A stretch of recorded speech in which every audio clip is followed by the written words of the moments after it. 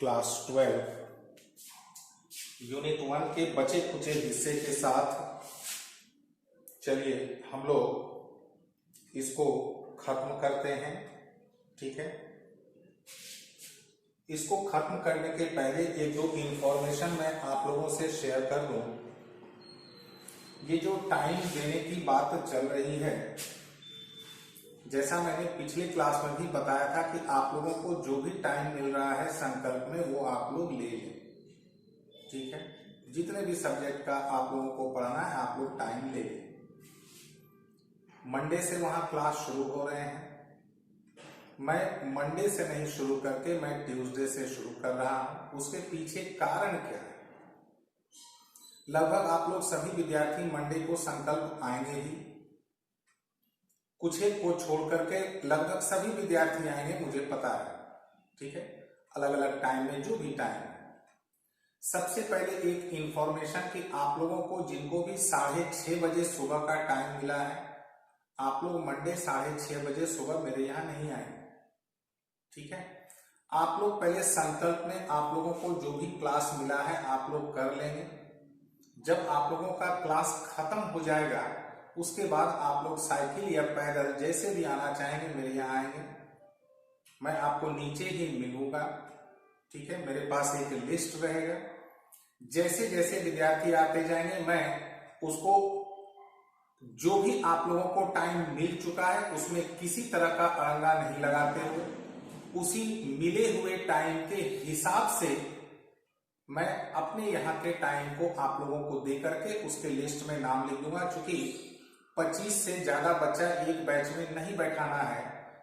मेरा तो टारगेट है 20 ही, लेकिन अगर 25 भी हो जाए कोई दिक्कत नहीं है। ठीक है, उसके लिए मेरे पास बजाता है कि लिस्ट बना रहेगा। उस लिस्ट में जैसे जैसे बच्चे आते जाएंगे मैं उसमें उसका नाम चढ़ाता चला जाऊंगा। जैसे 25 भर गया उसको रोक दिया जाएगा, फिर दूसरा टाइम दिया जाएगा, वो भर गया तीसरा टाइम दिया जाएगा।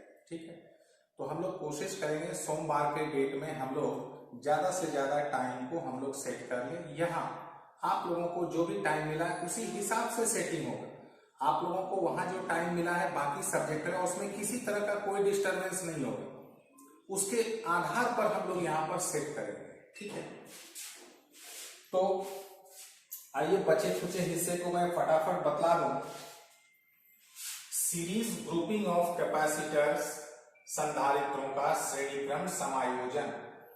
कैपेसिटर को हम लोग एक कतार में कनेक्ट करते हैं, उसको कहते हैं श्रेणीक्रम। एक सीक्वेंस में कनेक्ट करते हैं, उसको कहते हैं सीरीज कॉम्बिनेशन। जैसे ये एक कैपेसिटर है, ये एक संधारित्र है, इसको हम लोग +Q चार्ज दिए, इसके इधर वाले पर क्या आ जाएगा -Q चार्ज। ठीक है, और अगर मान लेते हैं ये अभी नहीं कनेक्टेड, मैं आप लोगों को समझाने के लिए चेंज कर रहा हूं, तो इधर -Q तो इधर क्या होगा +Q। ठीक है, मैंने याद कीजिए, आपको मैंने पहले ही समझा दिया था। अब ये +Q जो है ये इससे विकर्षित हो रही है, रिपेल हो रही है, ये ज्यादा से ज्यादा दूर जाना चाहती है। जैसे हम लोग इसको कनेक्ट करेंगे ये जो +Q चार्ज है ये फौरन यहां से उठ करके इस पर आ जाएगा। इस पर +Q -Q, इधर का +Q इस पर आ गया। उसी प्रकार -Q, इधर वाला +Q इस पर चला गया, इस पर -Q।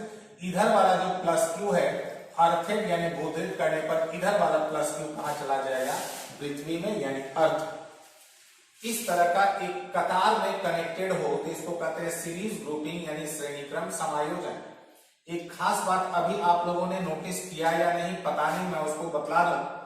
+Q -Q +Q -Q +Q -Q यानी चार्ज जो होते हैं, आवेश जो होते हैं, जितने भी संधारित्र जितने भी कैपेसिटर सीरीज में कनेक्टेड है, श्रेणीक्रम में कनेक्टेड है, सब पर चार्ज का वैल्यू क्या होता है same.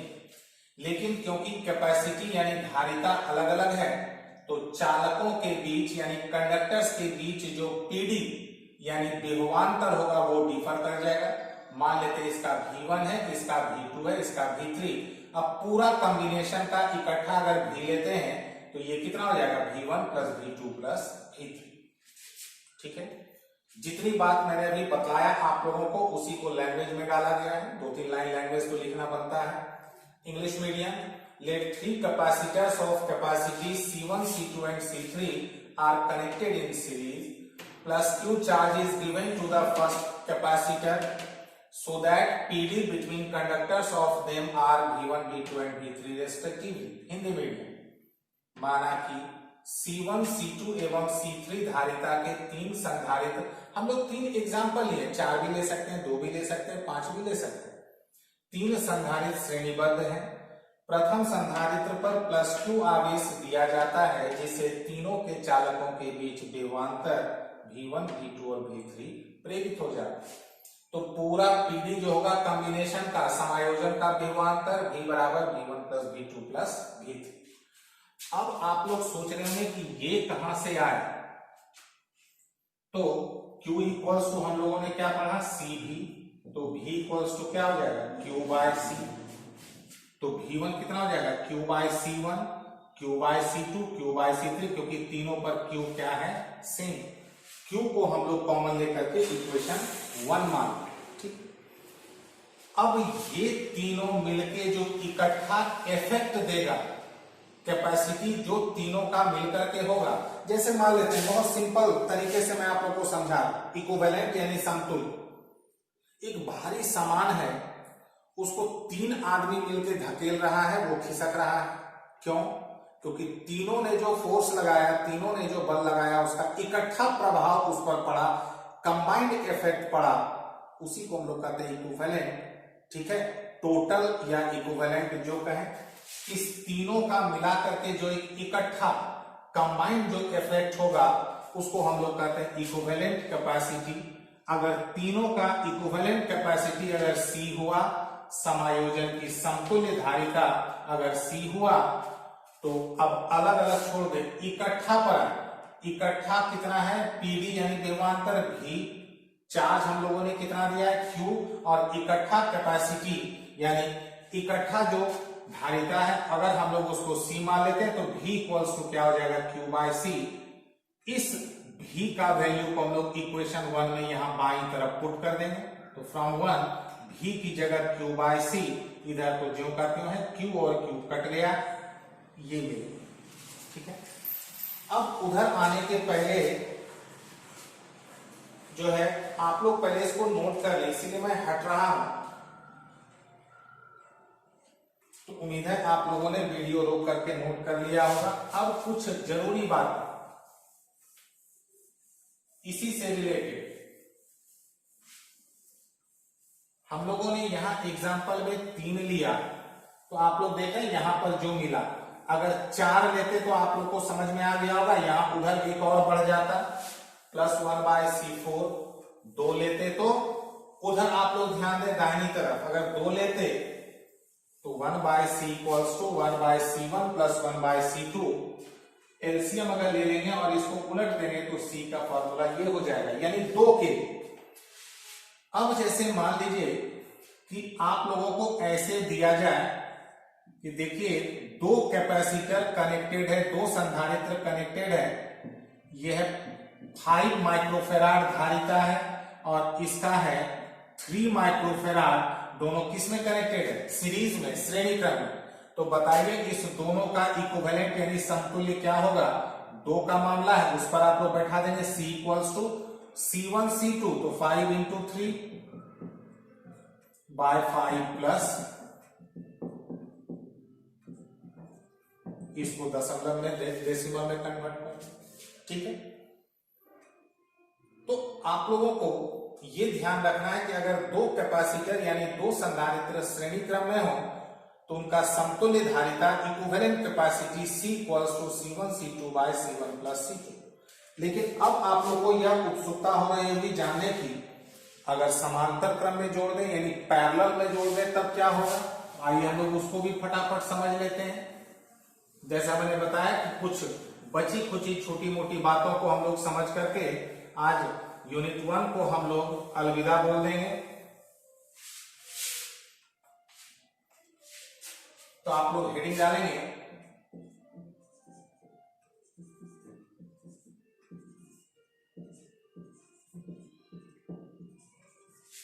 Parallel grouping of capacitors.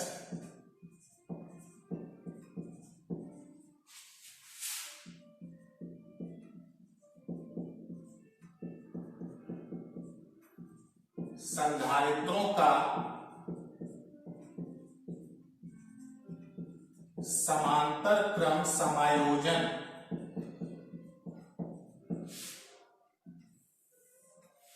जैसे हम लोग एक कतार में जोड़ दिए, एक सीक्वेंस में जोड़ दिए तो हो गया वो श्रेणी क्रम यानी सीरीज। पैरेलल यानी समांतर क्रम कैसे होता है वो आप लोग ध्यान से देख लें।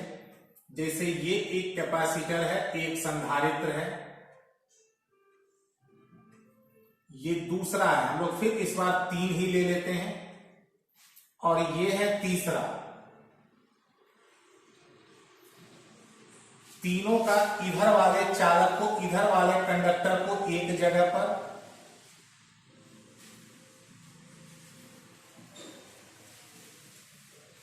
ठीक है, और तीनों के इधर वाले कंडक्टर को दूसरे point,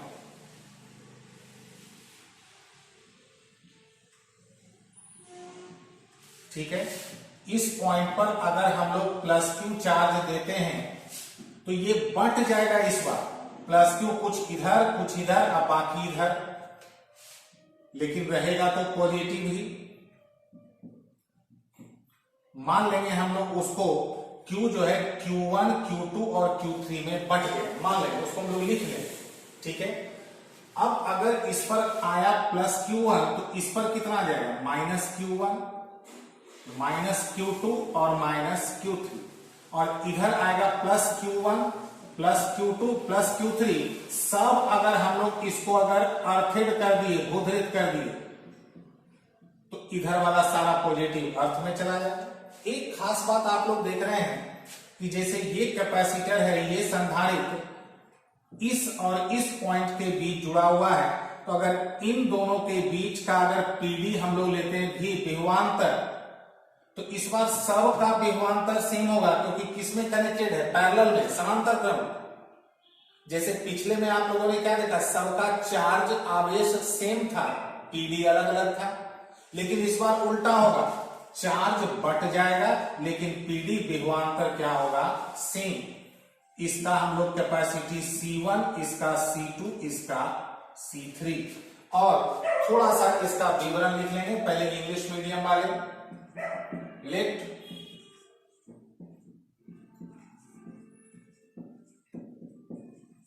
three capacitors of capacity C1, C2 and C3 are connected in parallel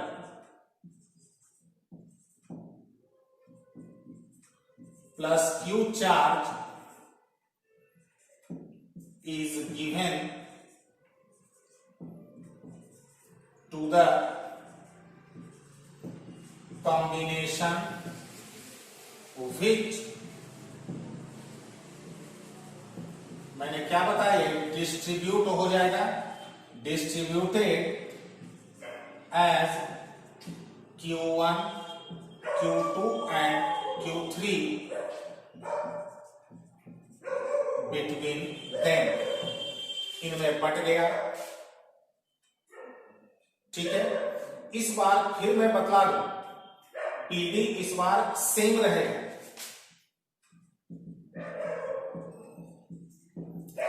electric PD of the combination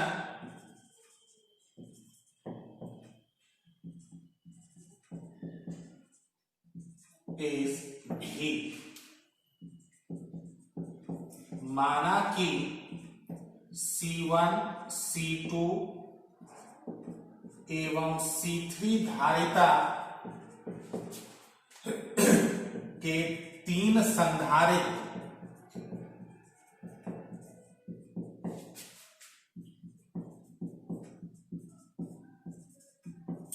समांतर क्रम में संयोजित है।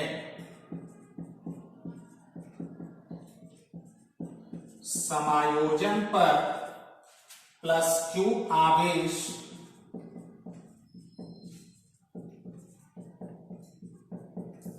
दिया जाता है, जिसका मान तीनों में Q1, Q2 एवं Q3 के रूप में बट जाती है।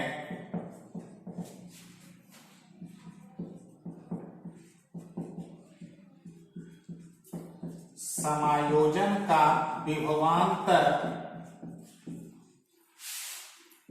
भी है। ठीक है, इस बार फिर आप लोग ध्यान देंगे, इस बार जो होगा भी होगा सेम।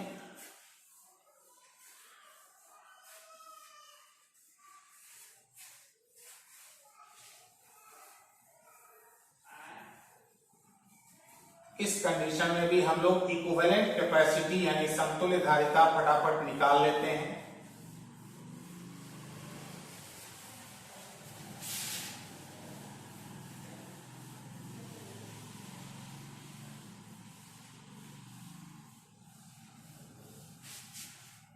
ध्यान दें आप, तो Q जब बटा है तो Q equals to Q1 plus Q2 plus Q3। यहां से Q इक्वल्स टू क्या होता है C भी, तो C1 भी प्लस C2 भी, क्योंकि इस बार भी तो क्या रहेगा सेम। भी को हम लोग क्या करेंगे, कॉमन कर लेंगे। ठीक है, अब अगर तीनों का इकट्ठा मिल करके यानी इक्विवेलेंट कैपेसिटी समतुल्य धारिता if equivalent capacity of the combination is C, then यदि समायोजन की समतुल्य धारिता C हो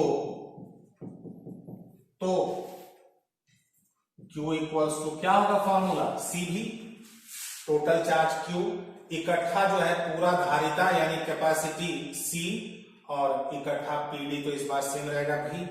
इस Q का यह वैल्यू हम लोग 1 में पुट कर देंगे फ्रॉम 1, तो Q की जगह पर C भी equals to C1 plus C2 plus C3 into भी और भी कैंसिल।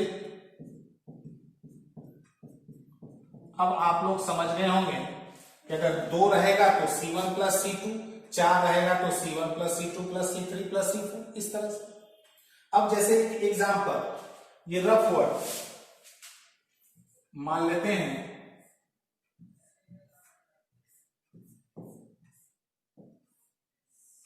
ये 2 किसमें जुड़ गया, पैरेलल समांतर क्रम में। इसका है 10 माइक्रोफेराड और इसका है 7 माइक्रोफेराड, तो पैरेलल यानी समांतर क्रम में क्या हो जाएगा, 10 प्लस 7 17 माइक्रोफेराड।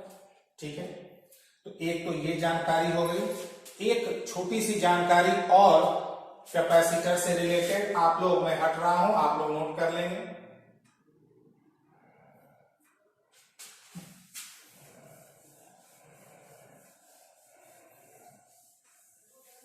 एक दो चीज और मैं अंत करने के पहले, एक दो चीज और मैं कैपेसिटर संधारित्र से रिलेटेड मैं आप लोगों को बतला दे रहा हूं।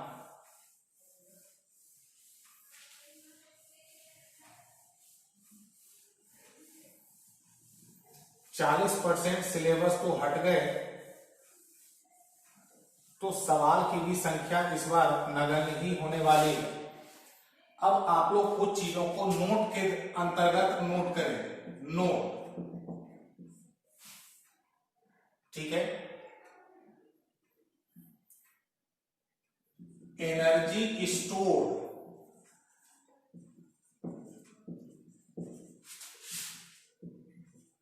in a charged capacitor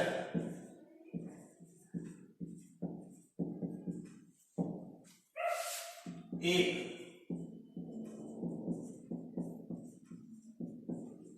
आवेशित संधारित्र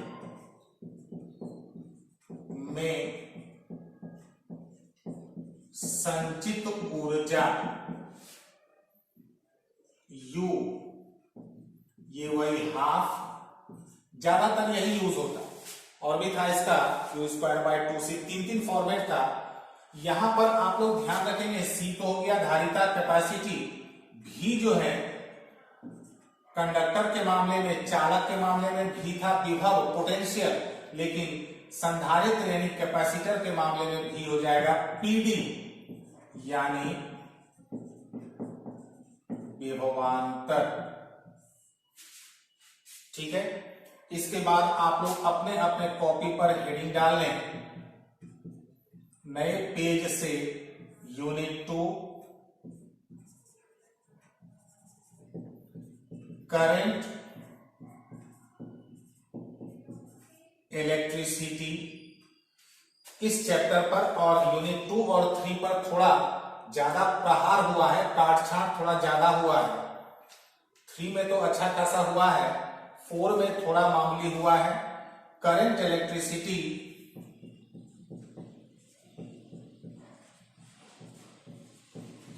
धारा वैद्युतिकी, इसमें हम लोगों का जो मेन टारगेट है वो है धारा यानी करंट। कौन सा करंट? पानी वाला करंट नहीं, इलेक्ट्रिक करंट यानी विद्युत धारा। ठीक है, इसमें हम लोग पढ़ेंगे मेन विद्युत धारा।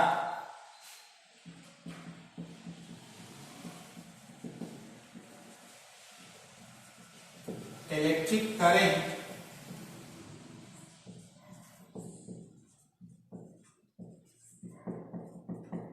इसको आप लोग हेडिंग डाल के छोड़ देंगे। मैं कोशिश करूंगा कल संडे को भी इसका एक क्लास आप लोगों तक पहुंचा दूं, पूरी कोशिश रहेगी। 90% चांसेस हैं इलेक्ट्रिक करंट को हम लोग मैं कल कोशिश करूंगा कि कल ही रात में अपलोड कर दूं। ठीक है, ताकि मंडे को फिर इसका नेक्स्ट क्लास हो। और एक खास बात, ऑनलाइन चलता रहेगा, ऑफलाइन भी चलता रहेगा। ऑफलाइन की स्पीड आप लोगों को पता है थोड़ी ज्यादा होगी, ऑनलाइन में डेटा लिमिट होता है, डेटा का एक रिस्ट्रिक्शन होता है, तो इसकी थोड़ी सी जो है स्पीड स्लो रहेगी। जहां तक सवाल है कंटेंट्स का, तो ऑफलाइन में कंटेंट्स ज्यादा होंगे क्योंकि टाइम ज्यादा मिलता है। हम लोग 1-1.25 घंटा 1.5 घंटा तक पढ़ सकते हैं, जरूरत पड़ी 2-2 घंटा पढ़ सकते हैं। लेकिन ऑनलाइन में क्या है कि लिमिट होती है। ठीक है, तो चलिए हम लोग कल मिलते हैं इलेक्ट्रिक करंट विद्युत धारा के साथ। Till then, thank you very much and good night to all.